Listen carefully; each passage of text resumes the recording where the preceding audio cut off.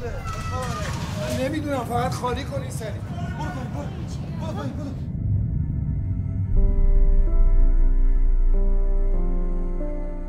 من خانمم که از اینجا اسباب کشی کردیم رفتیم توی خونه‌ای که باحال اینجا. از که شانس آوردیم بالاخره.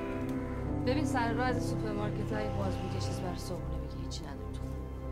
قربونت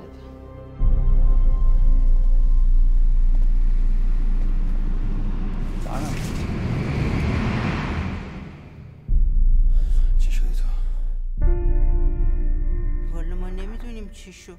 یه مرتبه دیدیم از بالا صدای داد و جیغ اومد. رانه جون،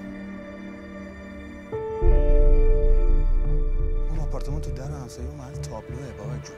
والا یکی دو نفر نبودن رفت آمد میکردن خونه این خانم. بابا بوش بریم کلانتری. نمیتونم، اذیت میشم واقعا. باید من چی کار کنم؟ من یه رو باید پیداش کنم. شما صاحب این ماشین هیچ وقت اینجا دیدی؟